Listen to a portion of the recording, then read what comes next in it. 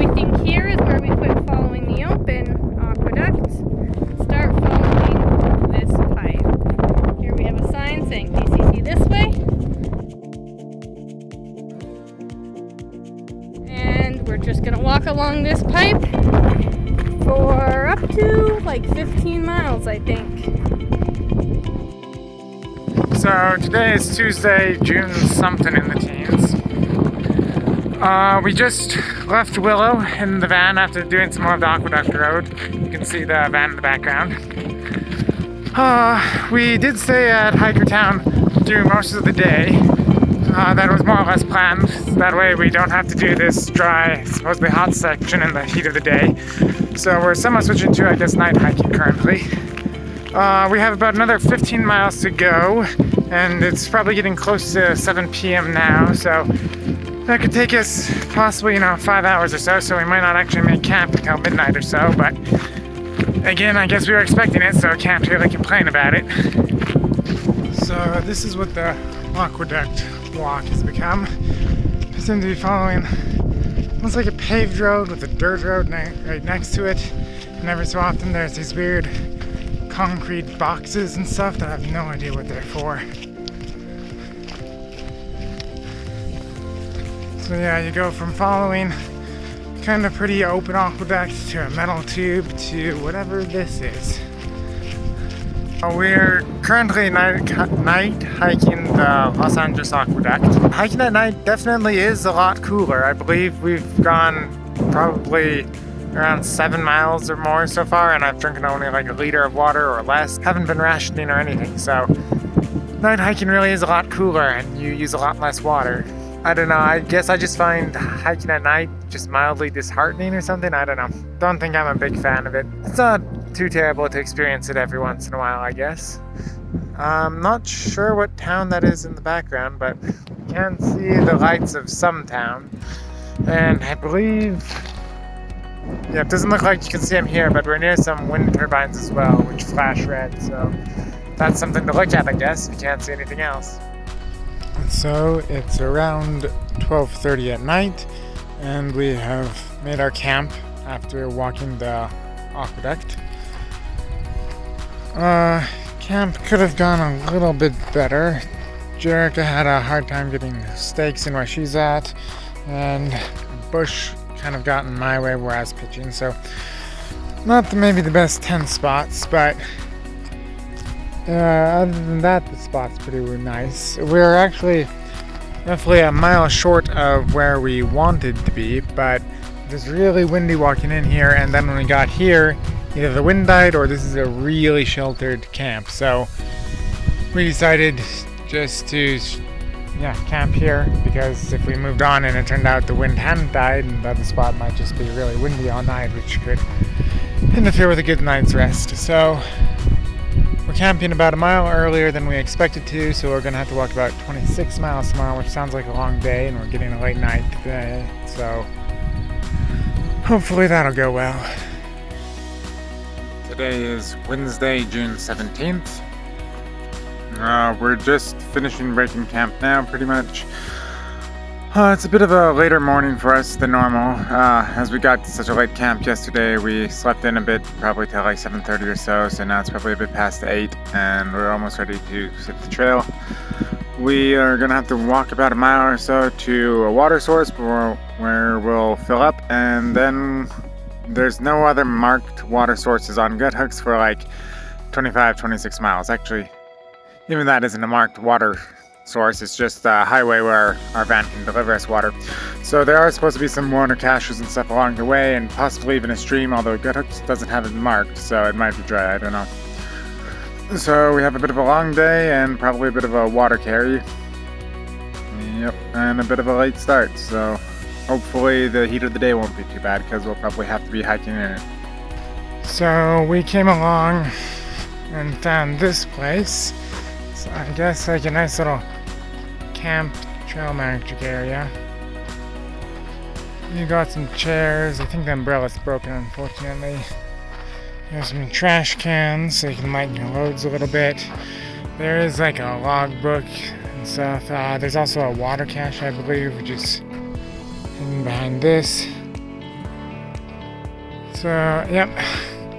Very nice thing to stumble across in this really dry section.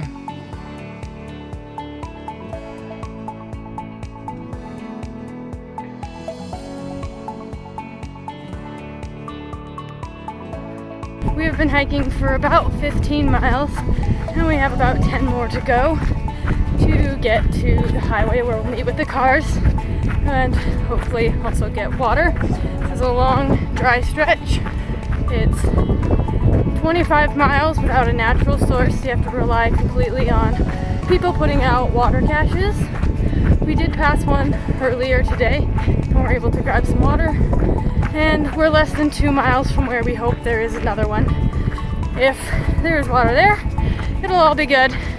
And we'll have enough for the 10 miles to the highway. If not, we're gonna have to really ration. I'm down to 1 liter, and then I have a little bit of another drink. But I'm gonna try not to drink any water in between here and the cache. We'll find out whether or not we'll be able to fill up at all. We just got to another water cache place and they had a cooler, and in that cooler they have these little orange juice drinks, and they're a lot better than I would have thought they would be. I don't know, maybe it's been a long time since I had one of these. Maybe it's something special, I don't know. Or maybe it's just after a hot day of not drinking much, anything tastes good. But these are tasting really good at the moment. We are back to hiking through yet another wind farm. We've been walking within sight or right through fields of these since yesterday. They're pretty cool. We were able to get water at the cache a couple miles back, so we now have all the water we need to make it to the highway. We have about 8 more miles to go now, so it'll be a little bit later than we normally make camp, but much earlier than last night when we were night hiking. Our first rattler is just disappearing there in the bush. You can just barely see him. He was real big and fat. Okay, so yesterday when we went to go drop them off, the Jeep started and then stalled. I'm pretty sure it was just its electronics are all weird sometimes, and I think it was just the anti-theft thing.